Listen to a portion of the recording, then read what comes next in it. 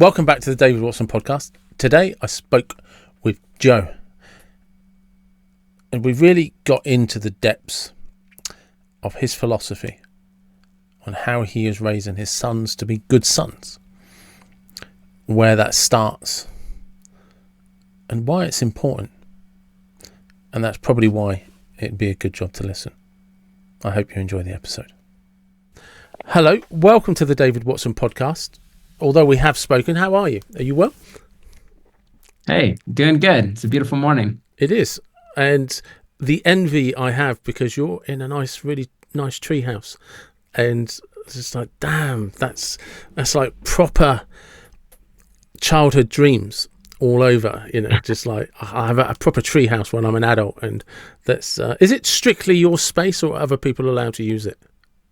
Oh, it's my house. It's like it's on my property. So, I mean, honestly, when we moved out here, I wanted to pick a property that I could raise my kids on. We used to live in an HOA that's probably feels a bit like living, in Britain. Yeah. And they kept complaining about our backyard zip line. And so I said, I've had enough of this. So I moved out to a bunch of land. Yeah. What's a HOA then? HOA, homeowners insurance or homeowners association, where right. they kind of manage you and send you mean letters if they don't like what you're doing. But we used to get a lot of them. Okay, yeah, I understand. Now we don't live in that. So whereabouts are you based now then? Yeah, so we live in the same city. We just moved a little bit outside the city to like the edge of the city, so where we could find some land. We live in a forest now. It's called Black Forest. Oh, nice. And where's the Black Forest for people to have a reference? Yeah, it's right on the edge of Colorado Springs. So we're in Colorado. On the far, that's just phenomenal. That is absolutely amazing. But I was talking to somebody the other day from Colorado. I don't know whereabouts though, and he said that, which surprised me. I didn't know this. He said Colorado is busier in the summer than it is in the winter. He said, but people think it's busier in the winter because of the skiing. And he said, no, it's not the case. Yeah, it's true. It's true. It's a busy place. We love it here. We love we're here for the mountains and for climbing, and it's a place to raise my boys, to train them up to be men. Well, that's a nice segue there, the mountains and the training of your sons, because there's a quote that I heard you say in one of the videos, and I really did like it. And I've taken it as a little quote, but you said a little bit more, but mastery over fear is a superpower. And I was just like that, because I have another theory on that self-esteem is a superpower, because people who have high self-esteem never get into toxic relationships or toxic situations. And so it kind of like, if I was writing a book or had like 3 things, I just realized the first one would be mastery over fear, because that is a superpower. And another observation you made, which I really felt strongly, is that you can't teach it to people. It's not something you can give to them. You have to let them flourish in the experience to gain their confidence. Yeah, they have to work through it. And I'm actually working on that right now with my middle son. It's the first level, like kind of elementary level, is self-regulation. Like, how can you handle your emotions under stress, under pressure, and right now my son Sylvan is training for a big wall in Yosemite, which we're going to climb next month. And it'll be 3 days of just hanging from your fingers or your anchors, and every day he's out in our backyard training for that on a set of trees. If he ascends the tree 5 or 6 times per day, I got a reward for him. And so kind of building that in him, just got to do it every day. And what happens is when you're 6 or 7 years old, you get tangled up in the system. It's there's ascenders that you have in your hand, but they also connect to your feet. And so they get tangled and they get goofed, and the kid's up in the air and he freaks out, and I'm training him and help him to overcome that It's that difficult. terrible feel he feels. It's like, how do you push through that? And so once we get through that self-regulation, then we can begin to work on the self-disciplines.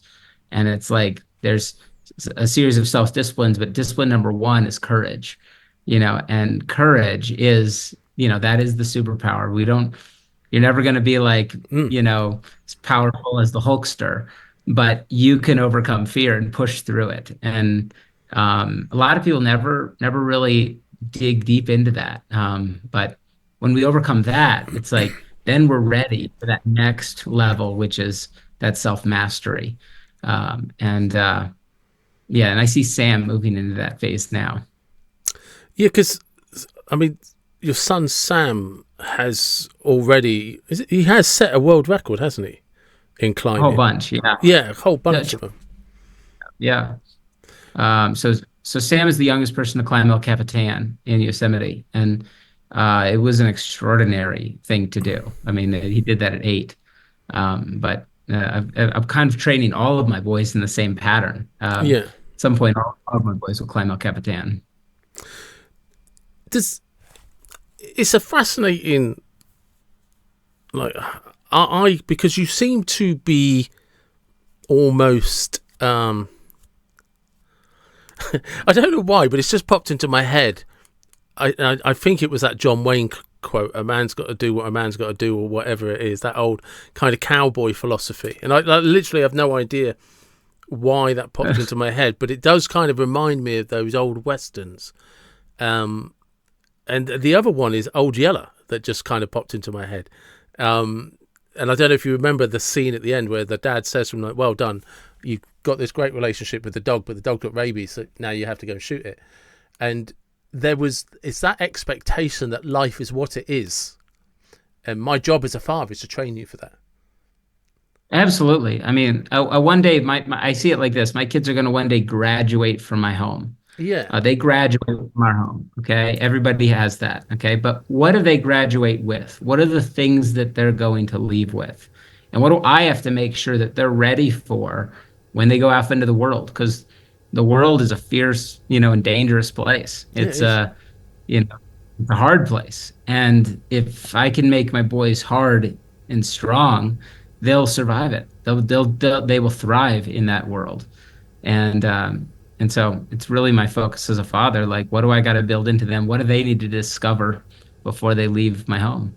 Because the sort of things that your sons are learning now are the sort of things that grown men fail when they come up against these tasks when they try to join the Marines, the SEALs, the Rangers, or did you know? You're like talking about grown, physically strong men who, in all walks of life, it's not exclusive, but I wonder if your sons are able to take on board that some of the things, like Sam, climbing Mount Capitan, does he realize how many men couldn't do that? Yeah, it's true. After I saw him climb El Capitan, it was like this self-confidence in him just emerged. Yeah. He had this inner strength that I didn't see before, and in a way it almost is a little cocky. Like he had this, like, he knew he was a badass, and now, and my wife and I are in conversation, like, what are we developing next? And then, next is like, we really got to teach him how to self-surrender and how to begin to find humility, which is a whole nother layer you also learn in the mountains, where you become humble. But it's like, there are things that he had that a lot of people don't have. It's very difficult because when you become, with humility, there's an aspect of humility that people don't talk about. They say, "Oh, you got to be humble. You got to be humble." But I want to articulate this properly because I don't want people to misunderstand it. But to be humble, you've kind of got to have achieved some level of greatness beyond others to start with. Absolutely. Right? And like if you've never achieved anything or done anything, it's very easy to be humble in a room of people. But you're not humble. You're just weak. But it's easy to kind of that layer that is, I'm just I'm just going to be humble. I'm just going to be modest. You have nothing to boast about, and if you have nothing to boast about, There's no humility in that. And Absolutely. so to be able to adapt or to have the awareness of humility, you have to expose yourself to being vulnerable, because there's something quite frustrating at first, because there's an important lesson in it, that when you can kind of like, so like in 100% fairness and acknowledgement to Sam is a better person than I am, because I can't climb that mountain. I used to be a tree surgeon, so I might cope with the first 50, 60 feet, but I can't do what he did. And I would have to humble myself and be vulnerable to your son if I wanted to learn from him, just so I could achieve something that he's already achieved and I'm 50. So it's just like, that's quite annoying when I think about it like that. And the reason when I think that's because your son's better than me. In that aspect, did you do what I mean? That he has a skill set that I've never achieved, and so there's a humility. And that's the difference between humility and being humble. Because I feel slightly humiliated about it, but if he's humble enough, he'll be like, "Yeah, don't worry about it," and we can have a little cheeky wink between each other. You know, I own you, bitch, because I can climb it and you can't. Right? You know what I mean? Exactly, yeah. But then there's being vulnerable enough to say, but I'm not allowed to be like that because of how it makes David feel. And David might be a nice guy and doesn't deserve to feel like that. Yeah, so it's a matter of like, I feel like one of the things I'm giving my sons is the best stories in the world. Like, they have unbelievable stories. That is the currency of our home. That's what we want, you know. And so when you're in a room of people and you have the best stories in the room, you can kind of crush the room with your stories, right? Like with your, oh yeah, I can one up your stories. I can triple up that story, you know. But humility is holding back. It's saying, okay, I don't need to do that because I am strong enough that I don't need to do that. I can be more interested in other people at times like that, you know. And that's kind of the next level of what I'm trying to train Sam in right now, and trying to help him discover. And what one way I say it is humility isn't shrinking yourself to be less than you are. No. It's really standing in your tallest, greatest nature, but then you stand next to something that's even vastly more powerful, and you realize the smallness of your greatness.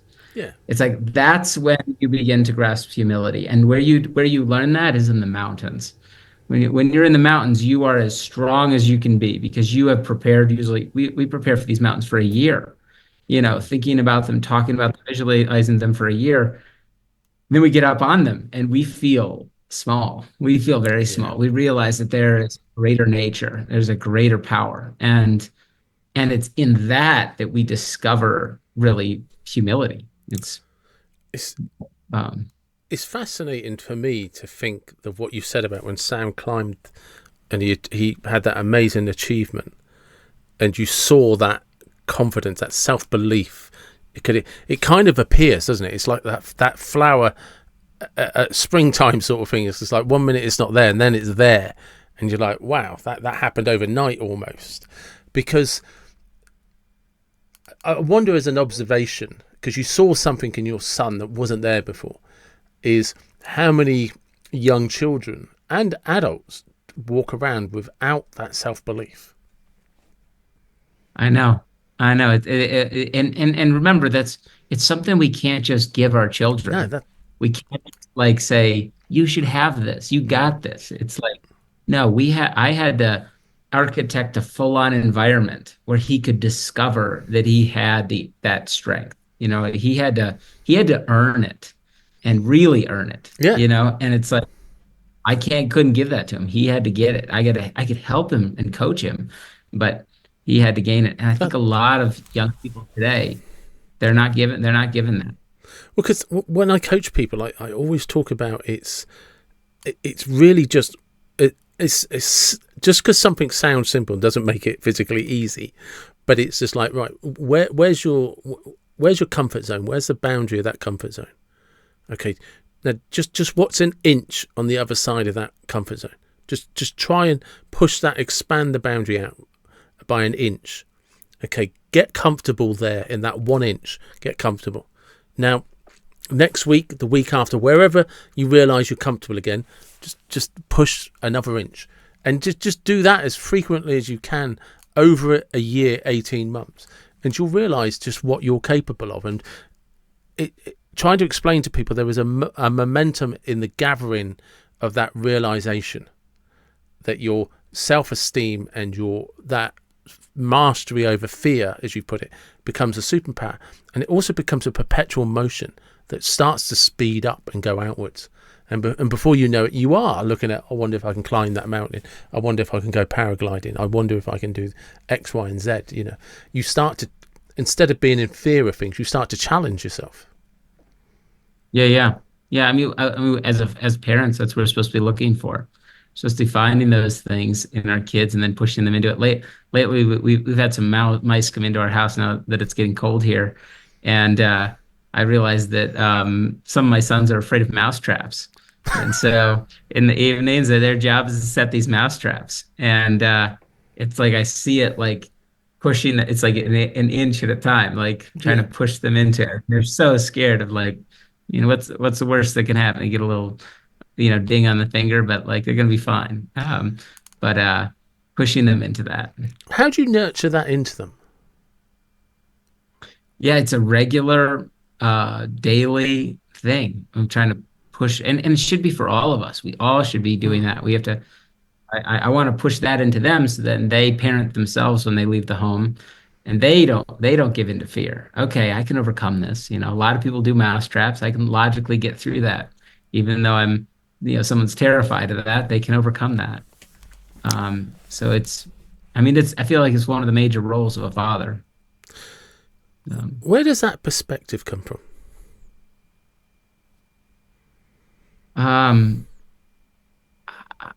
I guess it comes back to that concept where I said, what do I want them to graduate with? When they graduate our home, what do they leave with? And there's just a handful of things I want for them. There's a variety of different things I want for them that aren't on the same vein, but yeah, I really want them to be men of courage and men that are pushing out. They're pushing into their fear. Fear's an interesting thing because it's there to keep us alive. It is not a bad thing that we have fear. Like, fear is a good thing. It's like it's similar to like pain. Pain is also a good thing. I have a friend who had a nerve cut in his foot, and he literally had no feeling in his foot, which you'd think would be a good thing. It's a terrible thing. But yeah, the guy stepped on a nail and like walked around his house and bled all over his house, and was bleeding out, like, and didn't even know it. Yeah. And it's like you think about how important pain is to like make you aware that you have an injury. You know what I mean? Fear is very similar to that. It's like fear isn't like, it's not about not having fear. It's about having fear and being able to push through it when you know that you should. Like, that's what we need. That's what we need in our kids. Because I've explained this to people before, especially when coaching and stuff, and that what people, like you say, what people don't understand about fear is if you go back 10,000 generations, or even go back up, further, go back 1,000,000 years, we all have the same operating system. And the most successful people were the ones that lived in fear, because they didn't try to do things independently. They didn't try to explore. They recognized that stepping outside of that tiny little family environment, where they worked together, because the fear encouraged them to work side by side with other people, and we housed together in little dwellings and all of this. But if you ever stepped out of that, the chances were you're going to die, because you were independent and something would kill you or eat you. So the most all of us have come from generations and generations of people who were petrified, because the most successful people were the ones that were scared, because they never tried to be explorers. They never tried to step outside of a comfort zone. Just like, stay in the comfort zone because it keeps you alive. And that's it's hard for people to understand that that's where we come from, and that's why we think the way we do. But our life is also much more controllable than it ever was back then. And because of that, we can now think, process and plan. And like you said, you can encourage and nurture people to challenge that way of thinking, because that's ultimately how we did expand as humanity. Well, it's an interesting concept because at the same time, I also think about the ancestors that had to take down a saber-toothed tiger, Yeah. or had to chase down an animal, and kill it. Like that's they they definitely, in being the apex predator, had some strengths that none of us have. I certainly don't have. Um, what that would take. Um, Yeah, there is a theory, isn't there, that if you were able to go back something like 10,000 years and put yourself up against the average man of that era, they would be a super athlete in comparison to you or I. yeah, You know, tell me. Yeah, totally. I mean, just think about what they had to face. I mean, like if imagine chasing down an animal until it's exhausted and then killing it. Like how difficult that has to be on a regular basis. And there's no refrigerator, so you only have a few days that meat's going to be around. And then you chase it down and you kill it, and there's somebody else watching you, and you're exhausted, and they're going to want to take it. yeah. You have to fight them, Well, and if at any time you break a bone, you die. yeah. If you get cut open and get an infection, you die. Like if you don't catch the food, your whole family dies. Yeah. Like it's because that's the funny thing. If you don't get up in the morning and hunt, you die. You die. Yeah. If you get up and hunt, you might die. It's like whatever you do, you might die. And so that's who those are the ancestors. I mean, it's like, and so now we live in a world where none of that's true, where it's as soft and as gentle and bubble wrapped as you can make it if you want. And so if we're going to raise strong, hard kids, we have to be able to push them out back into that, the old school training ground of doing harder things, pushing them, developing them, and I think we can do it. I mean, I'm pretty safe with my kids. I mean, it's an important rule in our house, to do things safely. But we always say we put safety third. We think it's important. We just don't think it's the most important. Well, because I think it's that difference between, like I said, so I was a tree surgeon, and anybody that's ever handled chainsaws long enough will tell you chainsaws are incredibly dangerous. They're also incredibly safe. How do you want to use them? If you've handled a chainsaw long enough, you know exactly what you can and can't get away with, what you can and can't do. And if you play within those parameters, you will never hurt yourself. But decide to play outside of those parameters, you'll cut your arm off. It's, chainsaws don't forgive you. And it's true what you say, that there's a way to nurture safety in dangerous situations that make them safe. Yeah.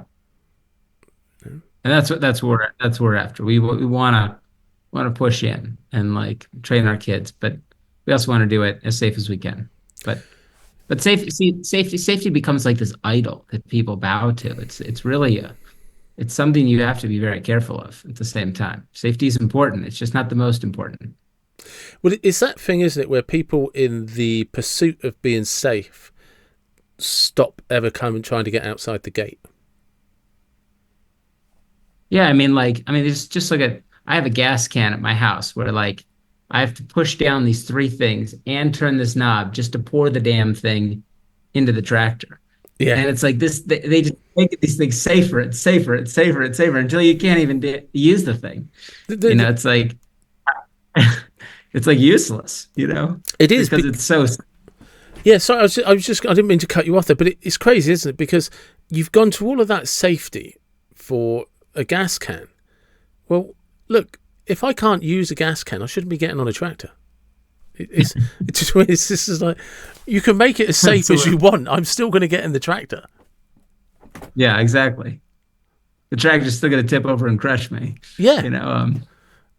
Having the safest gas can in the world doesn't stop a drunk person from getting on a tractor. Yeah, totally. It's like, totally. What? And like you say, we become so obsessed with this safety first concept, we're not even looking at what the concepts are. Yeah. Yeah, safety first is such an interesting thing. Like, does that mean it's the most important thing? Because if it is, then there's a lot of things that I wouldn't do. I would never buckle my kids into the car if I didn't. We would Yeah, walk everywhere. yeah.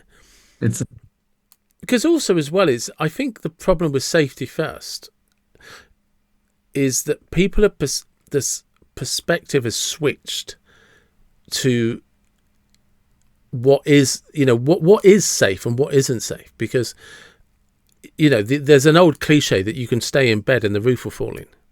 So does that mean if your perspective is wrong, then staying in bed and going to sleep is unsafe? It's dangerous because the roof might fall in, and it's how far do we take it before we realise, because the unsafe thing is nobody is now trained or developed to do anything outside of a comfort zone. Well, that in the long term isn't going to be safe because nobody's adapted to any struggle or any strife. yeah. Yeah. So how do we apply that to our parenting? We've got to apply that in a way where it's like, we got to teach our kids, like there's a place to be safe, we want to do things safely, but it's not the most important. There's certain things that we need, like the self-confidence that I see in Sam today, that was worth the risk. It was like, and I'm going to apply that to all my boys. Like I want them to be those kind of people. Is Sam And is Sam good at encouraging his brothers? I'd say that he's getting better at that as he becomes more self-aware and, more self-surrender. But I don't want to oversell him. He's in development. He's only 10. But So that's what I mean. It's he's very difficult to have awareness at 10. exactly. Yeah. Do you know what I mean? Like, let's be real. I could be wrong on this, but I find awareness tends to happen as you get older because you take on more responsibilities and you might be expected to take care of more things. Whereas when like Sam was 8 when he did the record climb, and he, like you say, he's 10 now. It's very difficult to understand. Like you can have a great deal of care because you're aware that you have a wife to look after and your sons to look after, and your wife is aware of that because she has to look after you and 3 sons. And you know what I mean? So it's like you say, at 10, it's a hard thing to take on board, that awareness. Yeah, you still think you're at the center of the universe at 10, and especially when you've been given some of the things that he's gotten early. There's parts of Sam that feel really mature, Yeah. and so like he's got this courage and this strength and he pushes boundaries already, but he's still missing some of those pieces of self-awareness. And as a parent, still got 8 more years to develop that. I'm really trying to wrap my head around, because in this celebration it must be difficult for Sam. What do you mean? Well, because he has achieved something that no one else has ever done, with no experience. He has no experience of maturity, because just because you can't have experience at 8 years of age, but he has done something that no one else has ever done. And it must be difficult for him at times when he's listening to people and he's like, look, dude, I climb mountains. What do you do? Because that's a human trait. And to be able to cope with that when you're so young, because people say sometimes, like you'll see top, like the best athletes in the world, and people will say, do you know how arrogant that guy is? It's like, no, he's not arrogant, but he is literally in the top 1% in his field. Well, you could argue Sam created the field. Could he broke records at 8 years old? Yeah. It's like history will record your son as somebody that did something before anyone else ever did it. Oh, but by the way, you best be humble. It's like, how humble do I have to be? No one else has done it. Yeah. And that must be a really hard thing for him to. I don't know. I do know it. I can't imagine at 8 years old and now 10 years old if that's something to be excited about or something that's a burden, or understand what a burden is. Yeah. Yeah. It's, I think, yeah, I think that he's got to learn. He's got to grow. Our kids have to grow. They have to grow to a place where they're not a little narcissist, where they're not. Yeah. I mean, we're all kind of narcissists at these ages, and it's like when we're not developed correctly, that's when we end up that way. That's when we look at somebody else and say, that we are better than them. Like it's like when we look at somebody else who needs, something, we just see ourselves as better and we don't serve them. It's just a matter of, you know, chance that Sam got us as parents that developed him over Mm. the for parents that really don't serve their kids in the same way. It's like, and as soon as Sam needs to know that and feel that and say, it's just a matter of circumstance that I've been gifted so much. So why wouldn't I serve others with that? Why would I see myself as better than Yeah. others? And I think those are some of the things that he needs to learn over the next 8 years. And when you have a son that's already mastered major things, it's It's a phenomenal achievement. Like a world record is what it is. It means you're the first to have ever done something, and that's an absolutely just for anybody. It's an outstanding achievement to do it at 8. And I'm not going to try and talk about it because I don't think you can put it into words just how significant it is. Other than there's 8 billion people on the planet, and you were the first. yeah, and that's not What the a only. sorry! Have you I just seen? realised that's a great birthday card. Happy birthday, 8 billion. You were the first. That's I'd wear that as a t-shirt. I did it before any of you. Have you seen the picture of him on what's called the Dangler? Have you seen that? Is that the one? I've seen a video where you're encouraging them and just letting them swing out. I'll just kick that in. Here, let me share my screen. I just want to show you this picture here while we're talking here. Look at this. So this is another one of Sam's goals. This is called the Dangler, this route, Right. and this is him practicing on top rope. But he actually led this route, meaning he had to place the gear in that crack as he went out that crack and then went up the tip of that, overhang. So for people that And can't this, see this, because there's an audio side to this, Sam is basically hanging off a ledge by one arm with a rope attached to him. His left arm looks like it's collecting chalk. How high is he approximately? well, he's only a couple hundred feet off the ground, but it looks like he's about 1,000. It feels like he's about 1,000 feet. Yeah, yeah. But the view is incredible. Yeah, and so, but like this was another one of Sam's big goals, and we built this route on our back deck to practice it on a daily basis to prepare him. And he sent this at 9 years old, and so this was another major goal. So what we do, I'll give you a little breakdown on it. It's like every year we give one big goal, and so each person in our family has one big goal starting at 5, and there's 3 rules. Rule number 1, it has to be so big that you have to work on it a little bit every day. It's got to be hard enough and big enough that it takes a daily routine to get there. It feels impossible, but you bite off little bits, and by the time you get there, you're ready.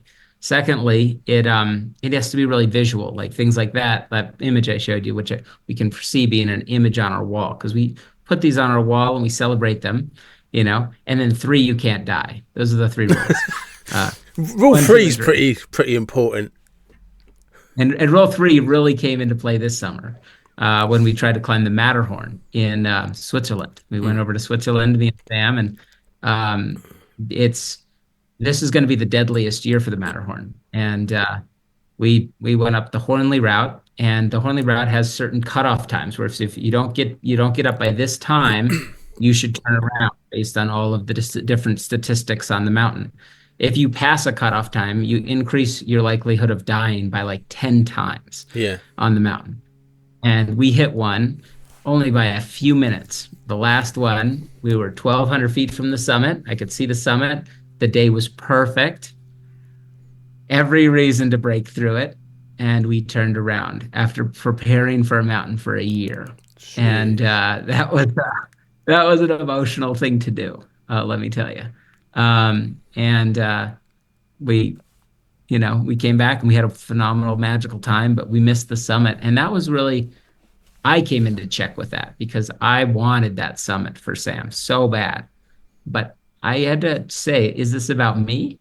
or is this about me training my son? Because if a few years from now, Sam's up on a mountain without me and he misses a cutoff time, I don't want him to blow through it. You know what I mean? Yeah. I want him to turn it around. And even though I'm sure we probably would have been fine, it was the right thing to do to turn around. And That's yeah, that's an interesting thing, because as a father, you're pumped, because if this was a Hollywood movie, the obvious thing would have been in the script for the father to say, pump his son up full of inspiration and motivation, and we'll push through this, and the movie will end that they did it, because the moral of the story is don't quit. But reality isn't Hollywood, and reality is we're going to die if we get this wrong, because we're the margin. And I don't think people understand this. When you're up at those sort of heights climbing like that, the margins are, if you're wrong, you're dead. It's not negotiable. There is no such thing as a little error, you know. And like I said, I've never climbed mountains. I've only done tree surgery, and you're doing things at much greater heights, and I would argue much greater risks, because you can limit your risks in a tree. But there are no margins of error. It's, oh, you got it wrong, you're dead.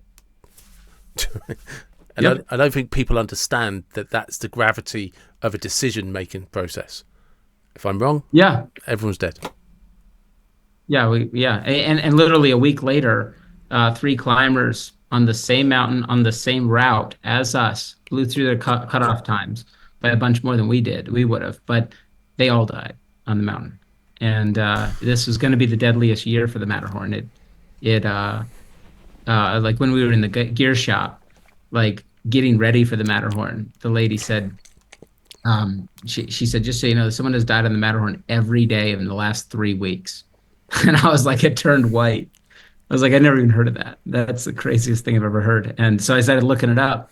And yeah, it was a whole list of unrelated, completely uncorrelated deaths on the Matterhorn. That's crazy. And it is just crazy. But you know what? I had to come to grips with it. And I said, none of that matters. That absolutely doesn't matter. What matters is, are we prepared for this mountain? Do we know this mountain? And are we going to respect this mountain? And it's like, that's what matters. Because it's kind of like, I mean, is there a highway? I'm sure there's a highway that you drive on. Yeah, right? yeah, exactly. Yeah. And what if somebody told you this last year, there's been 50 people that have died on that highway? Like, would you still drive on the highway? No. Yeah, it's not good. No, sorry, I'm going to carry on driving. It's going to make no difference to me. Yeah, you're going to drive on it still, yeah, right? Yeah, 100%. Yeah, because there's a lot of factors in that. That compares the guy who was drunk driving and died. That compares the guy that was like driving at 200 miles an hour and died. You know what I mean? It's like unless there was a correlation between all of them, I'm not going to. I have to just reason through. I know what I'm doing. I'm respecting this mountain, but it's still. It is. I have something slightly similar, a different experience. But I surf, and so I have 2 main stories when I'm surfing. One is I had an accident surfing and ended up with 6 staples and 6 stitches in my head, and I nearly bled out on the beach, which sounds really like wow. What people don't realise is that happened in about 10 inches of water, because I stepped off my board and tripped it over, and the wave picked up the board behind me and dropped it on my head. And the fins scraped down my head. Wow. If I'd have been in deep water, I'd have been fine. But I was actually walking out of the beach, and I'd ridden my board all the way in and literally just stepped off the board like I was stepping off a skateboard and tripped over. And of course, the board just carried on behind me, and just fins just happened to go down the side of my head. Nearly blinded me and nearly bled out because of how, 6 staples in your skull. It's pretty severe. But in terms of danger, there was no danger. But but I also, surfing in beyond my abilities in Portugal, nearly drowned. I got held under the water, and again, I was supposed to be an experienced surfer who respected the water, and I realised in hindsight, I shouldn't. I just, why on earth did you think you could go in? But I'd got cocky and thought I was having a really good surf holiday, like I was the surfing god, and I got humbled massively because while I was getting dragged about under the water because I got held down and pinned by the waves, I dislocated my shoulder, trying to hold onto the board and all of that, which popped back in under the water. But for the next 3 days, I couldn't pick up an orange or an apple with my left arm because I was in so much pain, let alone go surfing. So it kind of, luckily it was towards the end of the holiday. And that's that thing is like you say, is it's going back to that, hearing all of those stories and then saying, oh, hang on a second. Because if I look at my surfing, I could take those two incidences and never surf again. But actually, I know one was the biggest freak accident that could ever happen, and that could have easily just as happened going down a step in my own house. Do you know what I mean? It's no different than tripping over a stone. It's just a freak accident. The other one was pure stupidity on my part because I knew better, but thought it didn't apply to me, which is like when you break through the checkpoint, you're like, yeah, I know this kills people, but that doesn't apply to me because I'm all right. Yep. And honestly, that is what true humility is when when you push through a checkpoint and you get your butt kicked. Like that's like, that's one way to be humbled. We don't want that. That's how the mountains sometimes humble us. How did you learn all of this? It's a good question. On my own. I had it was something I wanted since I was young, and I've always wanted to be in the mountains, be climbing, and then when I began to have kids, I began to reason through how, this seems like it's just part of our culture, climbing. I want to use this to teach them the lessons that I need them to learn.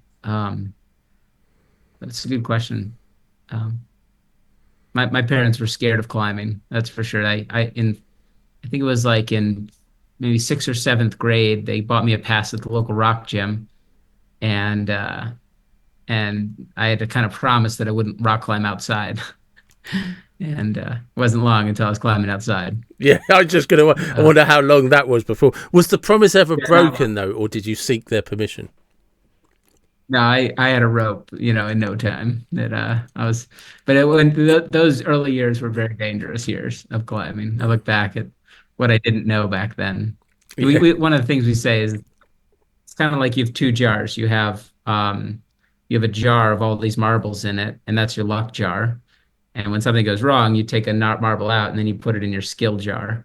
And eventually your luck jar is empty and your skill jar is full. That's a really good analogy. I like that.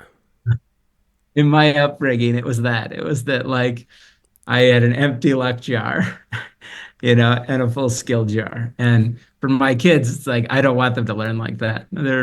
They're starting out with a big skill jar. And so because they didn't have to go through all of to make the mistakes that I did. One of the things I find interesting, and you must have experienced this yourself, that I'd imagine there's two types of parents that you come across. And one is people that are like, think you shouldn't do it. And then others that ask you for parent advice. Isn't that interesting? Yeah. There are some that literally call CPS on us. Yeah, I don't doubt it. Yeah. And they do. Okay. And so they're parents that think we're the worst parents in the world, and then there's other parents that are exactly that. They come and say, Joe, this is what I'm struggling with my kid. How do I overcome this? And we talk about it. It's like, that is what's so wild in the world that we're in. When you were growing up, was that in Colorado? I grew up north of Philadelphia, actually. Okay. And what was you get to yeah, but what was that? I'm interested in what your childhood was like that you've become this type of father. It was a lot of freedom. My parents were awesome. They gave me a lot of freedom. I spent every day, even in like elementary school, miles away from my home on my bike, out in the swimming in the creek, climbing trees, building forts. I had a ton of freedom. And then in the summers, my dad would take us on a 3 to 4 week trip where we would usually fly out to like Seattle or something like that, and then we would drive through the national parks. And he was very generous with that. It took me a while. I didn't even realize that most kids didn't get something like that, Yeah. every year. And that's really where I began to look at the mountains on those trips and said, man, how do I get up there? How do I, get on that thing, And my parents were not into mountain climbing, but as I did, they supported it. And what So is your wife from Colorado then? she's from Rapid City, South Dakota, and she's also a great rock climber. Okay, so it's a common love for mountains that you've kind of ended up here. Yeah, yeah, it seems like such an obvious place for us to live. It's central in the country to get around, and we've got some great climate within a couple hours of here. So what I'm curious is, I'm going, and I'm guessing here, so do stop me if I'm well off mark, that there must be there's a common love that you and your wife have for climbing, that within that kind of love for climbing there is shared values and disciplines, because climbing demands that. Just as a person, you can't kind of do climbing if you don't respect certain values and disciplines, which probably have helped you and your wife get along on so many areas. And then you've kind of gone into raising children, and I'm wondering if you both didn't have this commonality of climbing, would you still be like this as parents? Like, do you know what I mean? Because you could be dirt biking, you could be fishing, you could be artists, do you know what I mean? You could be musicians. Well, my brother is his kids do motocross. Yeah. And I see what he's doing with his kids, and I think it's the most dangerous thing I've ever seen. I'm like hanging off a ledge at 1,000 feet taking photos is fine, but it's like nothing compared to what he's doing. His kid will hit this jump on a tiny little dirt bike and go 40 feet in the air, yeah, and then land that thing. And man, his son crashed about a week ago, and he's like, which he's had many injuries, but like he's got an injury. He's really hurt. He's not able to walk right now, and like his helmet smacked into his face, and his like face is all swollen. And I'm like, wow, Mike, that is some intense stuff. You should really stop that and get into rock climbing. Yeah. So we've never had an injury like that. But yeah, so I feel like it might be in our DNA with or without climbing. Yeah. I look at my brother and the way he's parenting his kids. I try not to judge him too much. It is interesting though, isn't it? Because we're in like very strange times. Because if you go back to when, like, I'm 50, and in the 70s growing up and in the 80s, I mean, when I was a kid, my dad was in the army, and we were posted to a place called Cyprus in 1980 to 1982, and we lived in a kind of like a housing estate that was a fenced-in compound. So there was only one way in and out of this compound, and that was past the military police at the front gates. And because of the temperatures and everything in Cyprus, you started school at 7:15 in the morning, and you were finished by 12:30. But because we were on this compound, you went home, seen your mum, and then you were just allowed to wander off and do whatever you wanted for the rest of the afternoon, because you couldn't go anywhere without going past the MPs. And the military police would be like, where do you think you're going? You're not allowed off the compound unless your parents say you can. Yeah. So it's just like a very safe playground. But yeah, because of that, we got into all sorts of trouble, like just constant bike crashes, falling out of trees. There was actually, ironically, because I ended up with stitches several occasions. There's a theme to my life and getting stitches in my head. But there was a medical centre on this compound, so you weren't even ever going to have a real medical emergency, because you were never more than 10 minutes away from a doctor.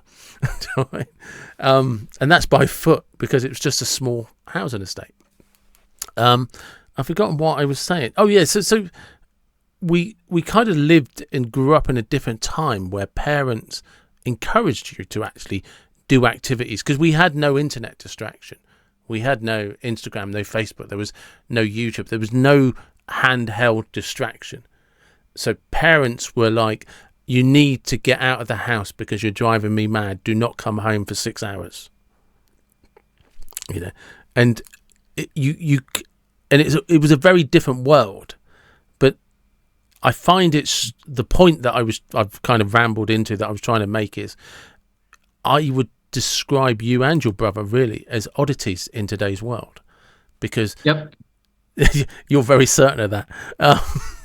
And it is a compliment, which I appreciate that you do take it as a compliment, because you literally replicate in a world that you grew up in, which came with life lessons, disciplines that had to be learned, all of those things that, because one of the things that, and I'm going back a little bit, you mentioned about the 3 things that your children had to do from the age of 5.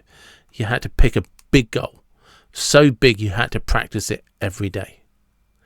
And I've said before on this podcast that some of the things we used to do when we were children, and you would have done the same, is because you had nothing else to do, boredom was your friend, because it encouraged you to go and walk somewhere for 10 miles just to go and check something out, because you had nothing else to do. So who cares if it's going to take 3 hours to walk there? I've got nothing to do for the day.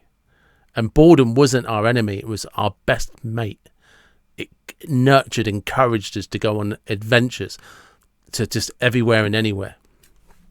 Boredom is dead now, right? Yeah, I think it's the greatest loss to humanity. In 2006, when the iPhone came out, boredom died. It did. And I don't think people realise what it's taken away from us. Nobody could have predicted it. Nobody could have, But that lack of discipline that people have, to be honest, it's if I think about it as a reflection, I think it's one of the reasons I started a podcast, because I just actually wanted to have a conversation with people. Do you know what I mean? It's just like, we have this wonderful thing called Zoom where I can do this. It's like, what a great opportunity to talk to people and find out what they're passionate about and why they're passionate. Yeah, one of the things we're doing with our parenting right now is we decided for our kids' chores around the house that we're not going to pay them for chores. Like, that's part of contributing to our house, okay? Yeah. And so, on screen time, you have to do your chores around the house, okay? But then we have other things for them to do that create value, and those things we pay them for. And so it's like, once you've done the things that you get paid for and you've got done your chores, then you get some screen time. But man, screen time, like I am more scared of my kids having devices than anything else. I'd rather the motocross or rock climb or scuba dive over what they can get on one of those devices, and the way that those can mess you up. That's the scariest. I'm part of the. I don't have any children. I'm not married. I'm single. I don't have any children. But I look at. I have a niece and a nephew. My nephew's autistic, so likelihood is he's always going to need some form of support and living. And my niece, I'm sure, thinks I'm crazy, because when I try and encourage her to do things, and I do get frustrated because I don't have a gift for nurturing her. Do you know what I mean? It's very much Neanderthal approach to, we'll just get it done. You're not going to get over your fear if you don't give it a go. Now stop being an idiot and do it. You know what I mean? I'm very much a knuckle dragger in my approach to how to encourage people. Just try. But it's trying to explain to her I think I'm desperate for her to try and appreciate that. Do you realise, amongst all of the children you're around, if you just develop a curiosity and go after that, that's going to make you the most. You will probably get further than anyone else in your school. But because by the time you're 25, 30, they're just addicted to something that has no. They're afraid of effort. They're afraid of failure. They're afraid of just even trying something. And it's hard to communicate in a context that they understand and appreciate and want to absorb, that these things that you and I didn't realise would disappear. It's just, I'm not in a good place to try and nurture something, because I'm pleading with you to understand the experience of my childhood from a place of a childhood that I never experienced. Because you and I, in terms of childhood, had a childhood similar to our parents. But your childhood is nothing like your son's, because they have these devices now. So we are not. Your dad could tell you a story, and you could almost go out and try and better it from his childhood. If you went into a classroom when your dad was a kid, it looked like the classroom similar to the one you had. Cars, pickup trucks, they were all a natural progression. TVs went from black and white to colour to remote. It's a transition that everybody understood. Your sons wouldn't know how to operate the phone that you used when you was a kid. They wouldn't know how to use a cassette tape. They wouldn't know how to manually tune in a TV. And I think what's so important is, like, I want my kids to be like ahead of everybody else. I want them to be the best at it. And so it's a combination of not giving it to them and training them to use it properly. Because one of the beliefs that I have is, like, one of the most important assets. There's another thing I want them to graduate with. The most important assets of our day and age is a personal brand. Definitely. And so each of my boys is actually on social media. I mean, Sam is on, he has 34,000 Instagram followers. Like, a company just sent us like $600 worth of gear that we unboxed yesterday. And like, he gets paid on a regular basis for just posting pictures of him holding their gear. And yet, like, he looks at his Instagram maybe once every other week when I show it to him. He doesn't see it every day. He's not allowed to scroll on it. Like, I don't want him addicted to it.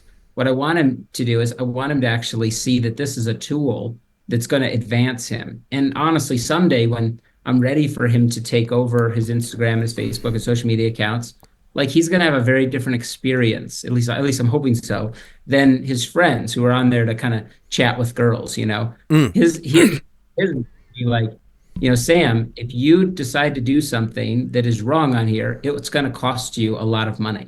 It's permanent. It's something that's going to be out there. You've got a lot of people following you now. And so he's going to have a very different experience than his peers on the same platforms. Whereas I want him to utilize those platforms for his own, betterment gain. It's interesting because he's going to experience something that nobody can help him with. And you mentioned it, and I don't think you're probably aware of it now that I'm going to point it out, is girls. His friends will spend their entire lives chasing girls on Instagram. Because of Sam's achievements, girls will chase him. That's true. He's got to actually, like, guard his heart. Yeah, massively.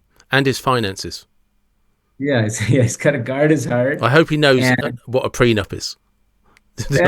And trust funds, and how to, because it's an interesting world we live in. Like, his friends will be desperate to get the attention of girls, and Sam will get more attention than he knows how to handle or know what to do with, because he has a following, he has these achievements. And this is that thing, like I say, that frustrates me, is you and I grew up in a competitive world where nobody got any attention.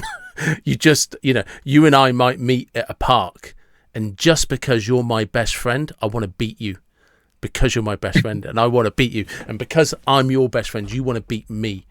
But at the same time, we'll do it in such a way that we want the other guy to be just as good. But there is this natural competitiveness to us. Whereas now people try and compete in a way that's not physical, and it's hard to explain to them that hero status that you almost want is in the physical world. You have to do physical things to achieve it. And that attention that you then want will have come from that. Because you and I, growing up, the only attention that we needed was from our parents and from our mates. If I turned and said to you, like, oh, great goal, great climb, well done, that was all the recognition that you needed. was a slap on the back that somebody said, well done for going out there and climbing that mountain, because there was no other way to get attention. So if somebody recognized you did something and was impressed by it, that was enough. Whereas now they believe that influencers are a big thing, but don't realize that all an influencer is doing is showing you their physical world.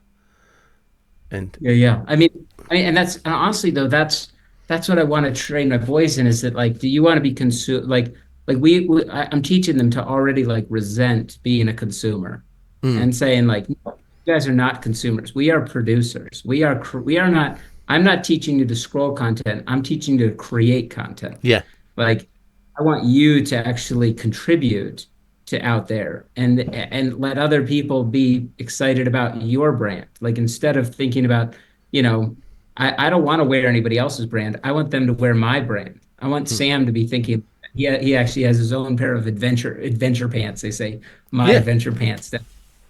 And and he's got his own little store that he helped design, and it's he has a shirt that says "Adventure is my middle name." People buy it and wear it, and it's like, do you want to wear other people's brand, Sam, or do you want them to wear your brand? If you're going to wear somebody's brand, you should get paid for that, Sam. That's a very different way of thinking than the kid that's like, oh, I got to have the $200 jeans and I got to have the $200 shirt so I can look cool. It's like, no, Sam, like, I don't want you to think like that. I want you to think you want other people buying your brand, not, if you're going to wear somebody's brand, they should be paying you. Like, it's a very different way to think in training up our kids. And we literally train our kids to be consumers. We train them from, I'm watching, what's on the landscape, all these kid consumers. And it's like, they're going to get, their butt kicked by my kids. Yeah, and yeah. It's time to make. But I think it was Dana White that said, if you're just a kid with a work ethic today, you can be an effing savage when you're an adult because everyone else is a pussy. Yeah, that's right. And how do we build those savages? We have level one is like, they can't be consumers. We have to create creators, contributors. Like, we have to focus in on that and not let them be consumers. Like, limit their consumption and really train them and create the incentive for them to be creators and producers. Did you ever give talks to parents, like do the tours, the circuits, and go and speak about? Because I'm fascinated, because people must be desperate to get the input from you and your wife, because I think it's important to recognize that although I'm talking to you, there's you and your wife. There's no way that this is done without you two being very fixed on the direction you want to raise your children.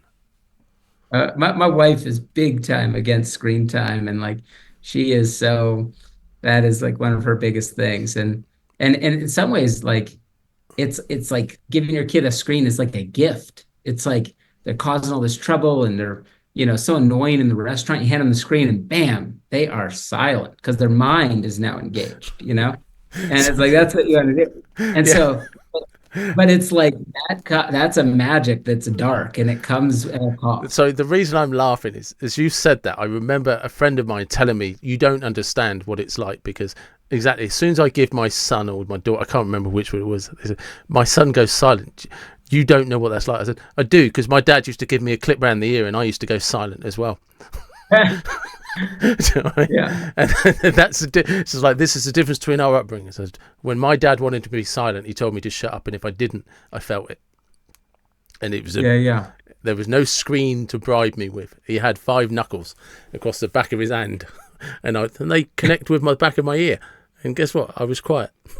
But it's, and I'm not, by the way, just for reference, I'm not condoning people and saying that that's how you should parent your child. I'm just saying, once upon a time, parents engaged with their children, instead of bribing them with a screen, and because like you said, it's easy, and whenever something is easy, but again, as I said at the beginning, it doesn't mean it's simple further down the road. But because at the very beginning, I mentioned to you, I like that mastery over fear as a superpower, because I'm somebody that believes self-esteem is a superpower.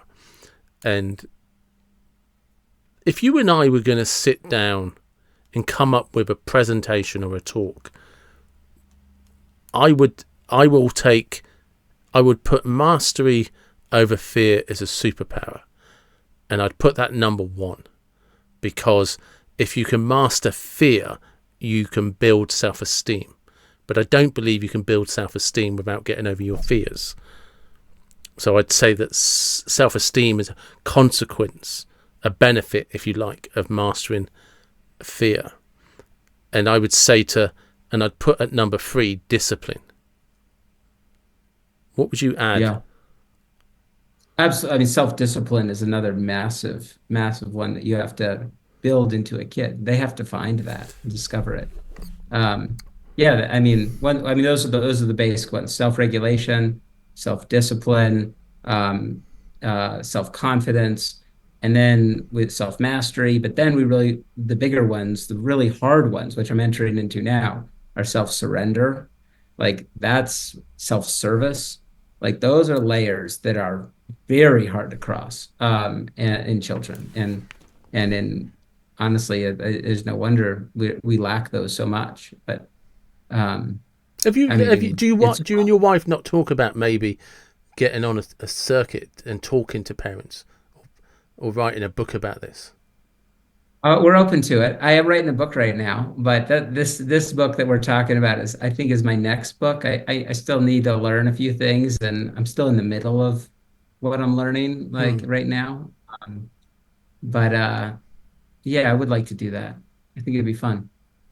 Yeah, I think you and your wife would, because I think it's important to have, for parents to understand that parents can, you have to be walking along the same path, but there might be two different perspectives as to why we're on that path. Do you know what I mean? Because yeah, just the masculine feminine dynamics, because, and the reason I say that is because the best partnerships are where both people respect the role the other person has to play, but also expect them to play it. It's, you know what I mean? So I'm sure that you and your wife at some point have sat down and said, well, this is what I expect from you, for this to happen for our sons. And it's a conversation, where the other person, I expect you to do this so that our son's going to be like this, and vice versa. But when I say expect, it's not a demand. It's something that the other person says, no, and I expect that I should do that as well. Do you know what I mean? It's it's a cliche, but it's like when you lay out the jigsaw puzzle, when the pieces all fit, they're still different pieces, but together there's a complete picture. Yeah, I agree. I think Anne has a big role in the success of our kids. I mean, she's there on every one of these climbs. When we did El Capitan, every day she would come down to the meadow, and she'd have binoculars, because you could hardly even see us. We're just like dots on the wall. And she would call Sam on a little radio. Yeah, I've seen that in one of the clips. And they would chat, and that was like it was like he would look forward to it every day. He'd be like looking for her, like, is she here yet? The car, because you can't see her, but maybe he could spot the car, and like he would get so excited. And then on the last day, we hung up over the edge of our portal edge this giant sign that said, almost there, love you, mom. And that's nice. It was so excited for her to see that at sunrise, and be there with the binoculars, and it was awesome. Just everything has been so awesome. And that's a great place to stop. And before I do, I just want to kind of segue in a completely different direction, because I just like asking this random question of people, and there's no purpose to it other than I just like the question. So in a completely different frame of mind as well, I want you to just imagine, if it was possible, that you could enter a time machine. Where would you go in history? Where would you go? Why? What car would you drive? And what music would you listen to? Wow, where would I go in history? Man, it's a good question. It's a deep question too. Wow, that is a deep question. I got to think about that deeply. I mean, huh. That's a deep question. I got to think about. Well, I honestly, I would like to go back and see like when I read the Bible, I read about these different characters. All of them are mountaineers, by the way. But when I think about like the stories of like David and Hmm. this unbelievable, giant slayer, this total badass that you know, that could, kill hundreds of men, and also be a great king. I'd love to kind of track alongside that guy and learn some lessons from him. So how about that? I don't think my car would be some kind of a chariot, I guess, or a horseback, but and the music I'd be listening to would be whatever David was playing on his harp. But how's that? That's absolutely perfect. That's brilliant. Thank you very much. I appreciate that. Yeah. So I think that's one of the greatest badasses in history. The guy that could pull off what he did in his time. That's brilliant. Thank you very much for your time. I appreciate it. Thank you. And there you go. Another episode of the David Watson podcast. I'm sure you'll agree. Joe has an incredible philosophy, and the achievements of his son, no one else has ever done it in this world, have they? And that's worth thinking about, worth contemplating. Because if anything, you should have learned from Joe that just taking those simple steps to regulate fear and overcome those obstacles. If an 8-year-old boy can do it, then we can all do it. We just have to maybe have a little faith in ourselves. Please do check out the Instagram. Look up Sam, look up Joe. The links are in the description.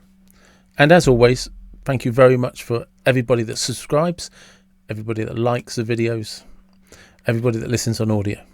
For all of you, everybody that supports the David Watson podcast. I am, as always, eternally grateful. And wherever you are from, whatever you believe, please be blessed and take care.